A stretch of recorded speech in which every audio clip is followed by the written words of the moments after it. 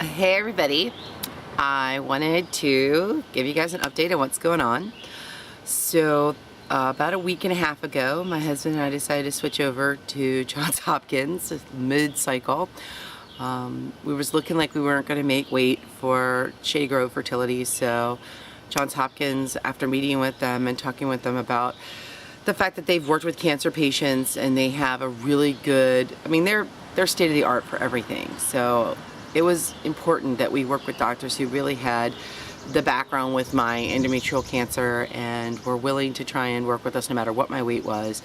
And they said, you're a perfect candidate for IVF. Why would they wait? So we were like, okay, let's switch over. The only setback to switching was that they definitely want to do an endometrial biopsy, but they're not going to hold my cycle off. So what we're going to do is I will go in on my day 6 of my cycle and have a sonogram done, a saline sonogram done, which is traditional. Everybody does that with Johns Hopkins. But then with that, they're going to do an endometrial biopsy, not a DNC, thank goodness. They'll just do an endometrial biopsy. So it's basically like a scratch, an endometrial scratch. And a lot of women who've had the endometrial scratch have found that they do really well with implanting, so there's no negative side effect to doing it.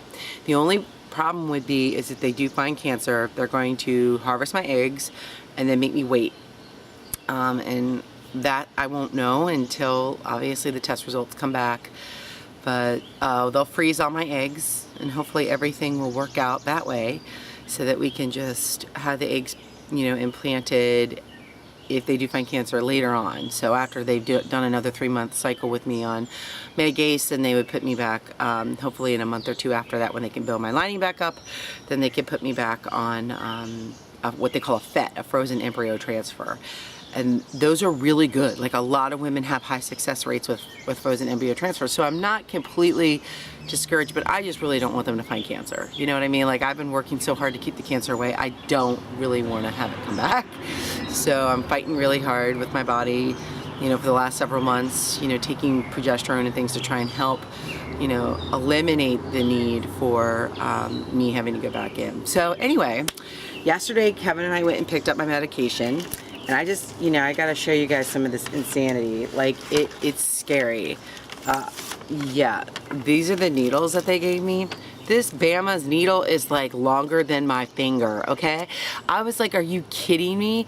But fortunately, they give you like these little itty bitty needles, which are, I guess they're called diabetic needles. Yeah, and these were, so what they do is you have to clip the top off of it, like you just snap the top off of this one and put one of these little baby needles on. And these are only like maybe the size of my thumbnail, which isn't bad at all. Like, I think I can stab myself with that. This bad boy is like 2 inches long. It's frightening. This is called an intramuscular needle. This is the one they were going to give me for my trigger shot, which is your HCG shot. But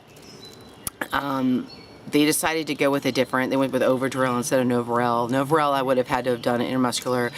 Overdrill, you can do subcutaneous, which is the little needles. So I was like, thank you, I will do the little needles. So I was kind of happy about that.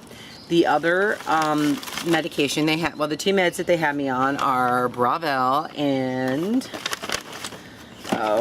you're in here, Menopur, and the Menopur, which are like, they're both powders, so, and they give you like basically sodium something or other, but whatever, saline solution, they give that to you, and you basically put the saline into your syringe, and then you have to dump it in. I'll show you all this when I get to my first, trust me, you'll get to watch me do my first shot, which is, as it stands right now, because my cycle just started, will be tomorrow, hopefully, if everything goes well and I go in and my ovaries are quiet.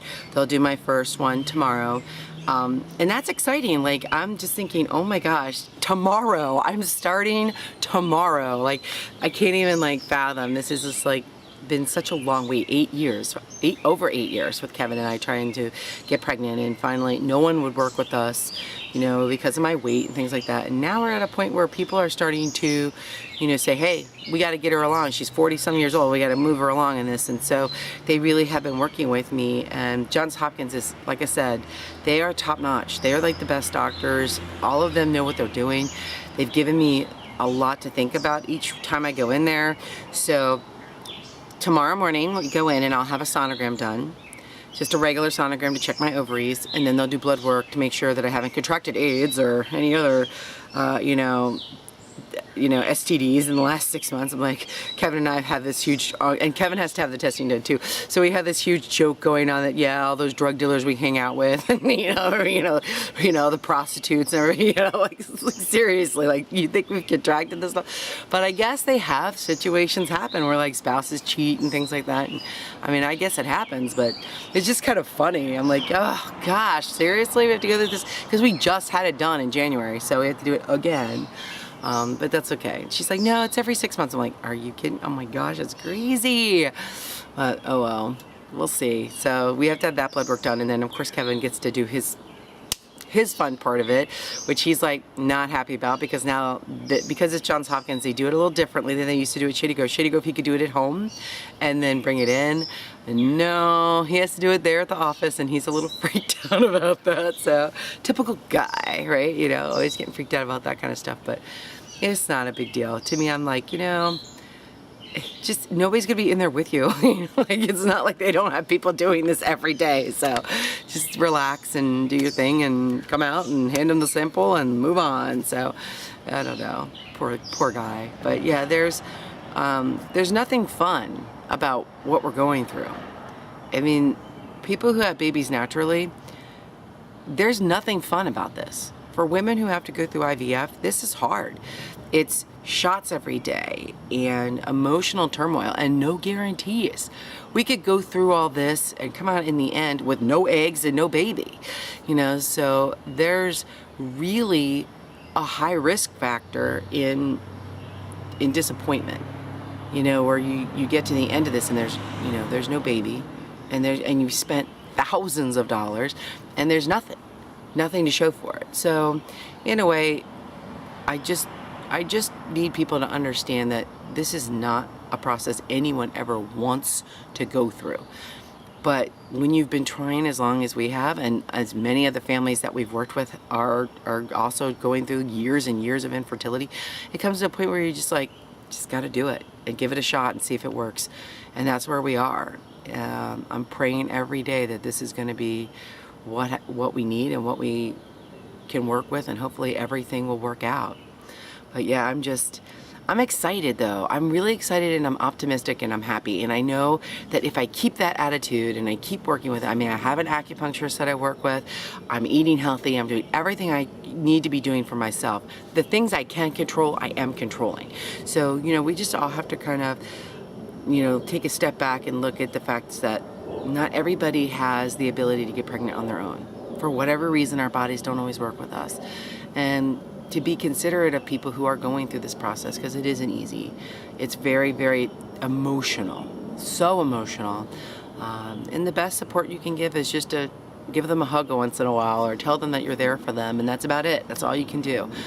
There's nothing else really that you can do but be supportive and hold their hand and be a good friend or a good family member. And that's it. That's all you can do. So those are just my thoughts for right now. And as tomorrow I'm going to be doing my first video of my shots, and I'll probably even do a video of my sonogram and everything too, though I don't know that I'll post that. What that process looks like too for other women who are going through it. So wish us luck. I'm hoping everything goes well, and as we get closer to the end of the biopsy, I'll let you all know about that as well too. So I'll need every prayer I can possibly get for the biopsy. So thanks everyone for being so supportive, and the people that are following me and trying to make sense of everything going on with me. You all are awesome. Your prayers and your thoughts are what keeps me going. So I'm doing this for me and my husband, but there's a part of me that's wanted to be a mom for so long. This is just like an extension of whatever has come about in my life, and I feel like the roads are leading us here, and that everything's telling me this is the way to go. So hopes and prayers that this is it. And thank you all again for being so supportive.